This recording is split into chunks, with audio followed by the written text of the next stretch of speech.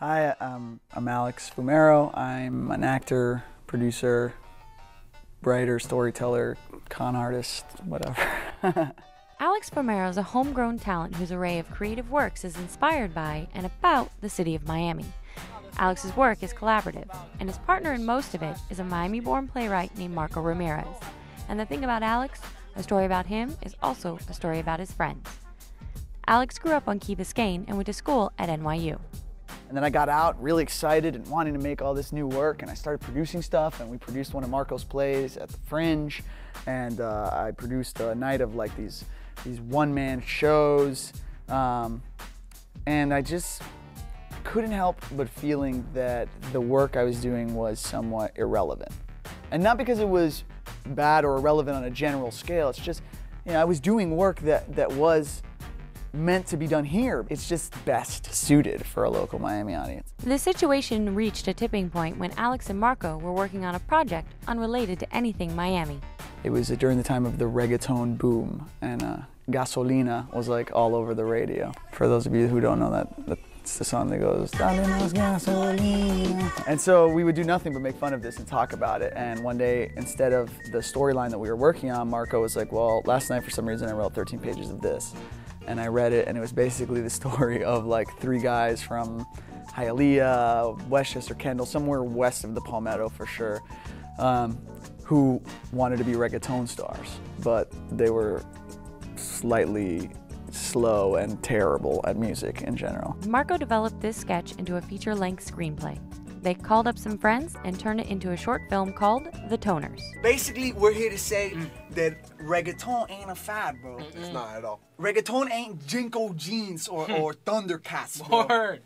Reggaeton is like, it's like jeans overall, you know what I'm saying? Like, that's reggaeton. It has always existed, and so it will always exist. It just didn't have a name. It just didn't have a name. That's why we're the Toners, bro. That's reggaeton.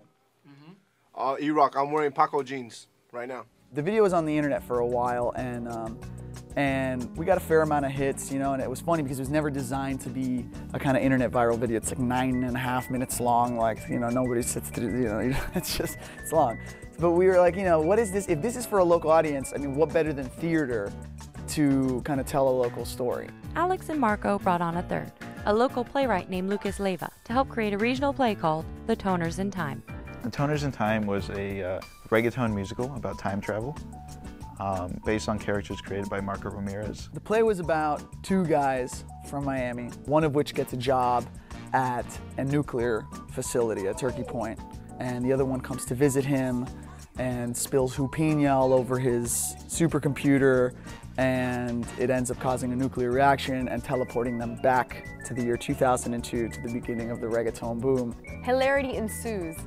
And it kind of tells the story from a very Miami perspective, which makes it really funny. That's Christina Garcia. She's an actress and a singer in a band called Afro Beta. Alex cast her in The Toners in Time, where she played 3 separate characters. Her partner in Afro Beta, Tony Laurencio, developed the beats for this reggaeton musical.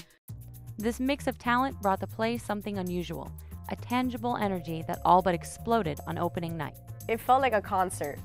Like, at least for me, coming from that side of things, it felt like a concert. Like, as soon as the lights came down, everybody was like, "Wah!" Screaming, you know? The play was a wild success, and it sold out all 6 of its showings. But the work didn't stop there. Soon, Alex and his friends grew restless and began working on yet another project. This one was a book of poetry. Marco called me, or texted me actually. He was actually working for my mom part-time, and he was bored, I guess, and so texted me, how cool would a book be called Hialeah Haikus? If Japanese Zen people were writing about like rolling streams and hills, and people in Hialeah are writing about honking cars and café cubano. So we asked like 8 or 9 of our very talented friends to send us these haikus, and I mean, they ended up blowing whatever Marco and I had come up with out of the water. Cool water and gel, we roll like 20 heads deep, Belen spring formal. ITT said no, Cordon Bleu said no for now, gonna be a cop. Bust out the spandex and your freshest gyrations, 2 live crew tickets, like nobody's gonna get that anywhere else, you know? This hyper-local focus is intrinsic to the work Alex and his friends do here in Miami. They give a voice to a city they love in the best way they know how. All of our projects we try to base in the world that we live in, the world that we know and love, you know, Kendall, Hialeah, you know, places that aren't on the map, places that aren't, when you see Miami on TV, you don't see Kendall, you don't see Hot Wheels. But ultimately, to Alex, the work is even more important than the city that inspires him. The theater to me, or even the movie theater to me, is the last safe church. It's a place you can go without ideas, without dogma, where beliefs are irrelevant, and you can sit and you hear this story, this hero's journey, from beginning, middle, and end, and everything that they go through, and you leave hopefully changed, or having learned something about yourself, or asking questions, most importantly. And I think that that's extremely powerful. He's a gifted actor, and storytelling is his life's calling. And no matter where his work takes him, Alex will always take a little bit of Miami along for the ride.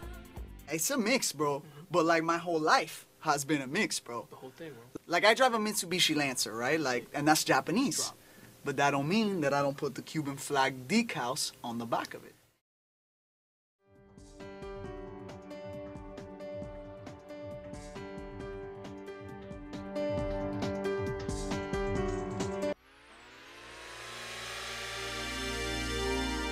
The preceding program was a production of WLRN Public Television.